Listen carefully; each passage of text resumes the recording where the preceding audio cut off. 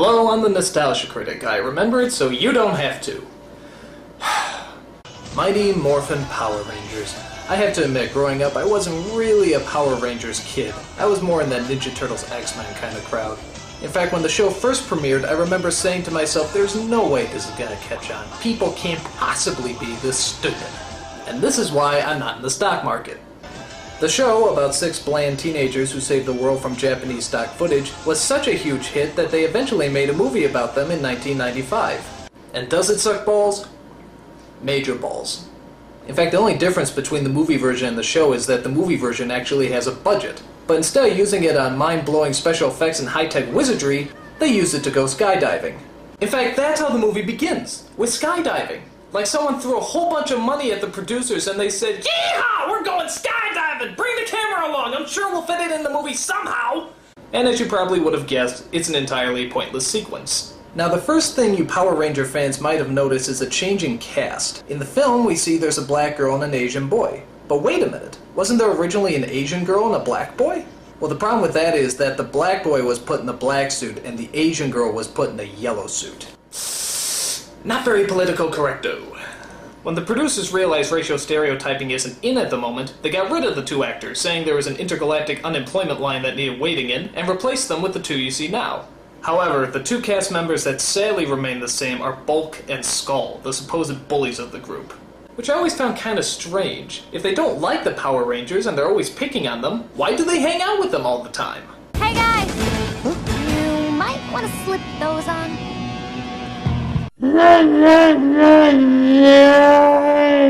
The story, or some semblance thereof, is centered around a space-traveling villain named Ivan Ooze, who's just a little less annoying than Rita and Zed, the Lucy and Ricky Ricardo of evil. Finally, a real man! His plan is to hunt down and destroy the Power Rangers' intergalactic leader Zordon, who, despite having all the powers of the universe, still can't manage to sync up his voice with his lip movements. It is good to see you again, too. Oh, and I forgot about his little assistant Alpha. The best way to describe him is imagine C-3PO being even gayer than he already is. I know that's hard to fathom, but that's pretty much what you get. Things start heating up when Ooze starts destroying Zordon for making him miss all the years of torment Earth has gone through. The Black Plague! The Spanish Inquisition! The Lady Country Union! I gotta admit, that's kind of funny. So Zordon's power is destroyed and he's slowly wasting away into a festering ball of nothingness. But don't worry, that doesn't interrupt the Rangers skydiving and rollerblading. It does, however, take away their Mighty Morphin powers. That seems to get their attention. We may not have our powers, but we're still the Power Rangers. I'm gonna disagree with you there, Tommy. You see, being a Power Ranger implies that you have actual power. So, without power, you're just a plain old Ranger. And trust me, they're not very powerful. Especially when trying to protect picnic baskets. Alphabet tells them that the only way to save Zordon is to find the Great Power that's located on a planet far, far away. The Great Power? Well, what's that? Where did it come from? How does it work? Well, this movie has far too many action sequences to worry about tiny little things like plot. However, it does take time to tap into our emotional sides. Zordon, you can't leave us! Ever since you came into our lives, you've been like a father to us all. Yes, I think we can agree that Zordon has been like a father figure to us all. Where are these kids' parents? I mean, seriously, do they ever show up? Are they so inattentive that they don't even know that their kids are on another planet fighting giant black chickens? Do you think they even know that their kids are Power Rangers? How do you miss something like that? And just when you thought this movie couldn't get any lamer, take a look at what pops up next. I am Dulcia, Master Warrior of the planet Phaedos. The planet what? Come on, you can find more convincing names than Star Trek word jumble. So apparently she fights off the birds by swinging these 2 sticks together, throwing them into some kind of hypnotic trance. Yeah, how is that supposed to put you in a trance, just taking 2 sticks and swinging them up and down, up and down, up and down, up and down, up and down, up and down, up and down, up and down, up and down, up and down, up and down, up and down, up. You win this round, Dulcia. So she tells them that they have to travel to a giant phallic symbol that apparently holds the great power. To do that, she dresses them in fashionable burqas and gives them the power of the new sacred animals. You are the bear, fierce and unstoppable. You are the wolf, cunning and swift. Adam, what's wrong? I'm a frog. Yes, a frog. Like the one you kissed. To get a handsome prince. What the hell is that? Kissing is my superpower? You shitting me? They get the strength and the swift and I get kissing? What kind of bullshit is that? Don't let her get away with that! Stand up for yourself, maggot! Hey! Hey, bitch, get back here! Where's my real superpower? Hey! Hey! Hey! Fuck this, man. I'm gonna go into anime. So the Power Rangers set out on a spiritual and enlightening journey, which I actually kinda like. It's good to see these kids look inside themselves and discover their true spiritual essence.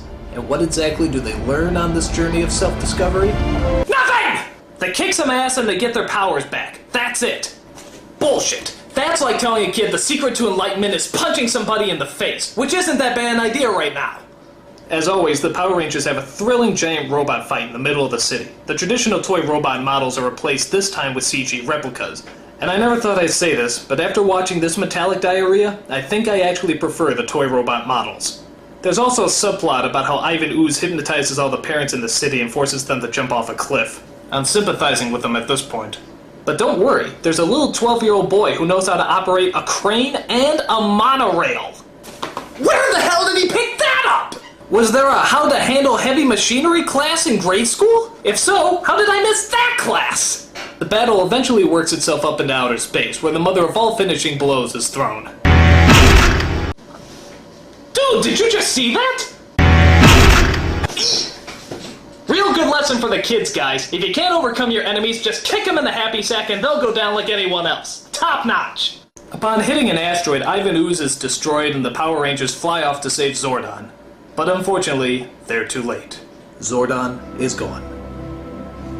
If only they had gone to save him first instead of showing off their brand new fighting moves and special effects. If only. If only. Remember what we learned? To those who possess the great power, all things are possible. No, Tommy, no. That's crazy talk.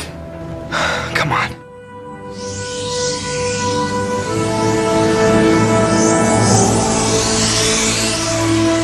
Can it be?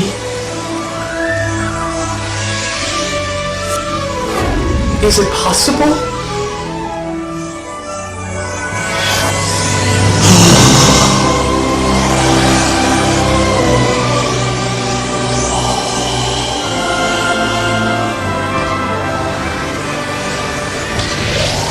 Wait a minute.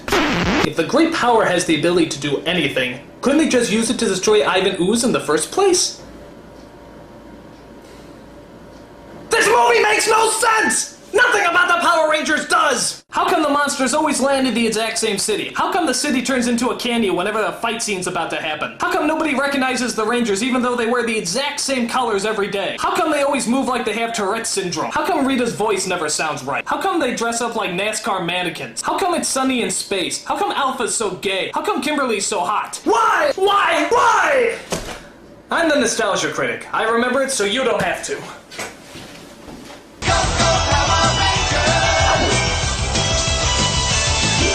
And why is that song so damn catchy?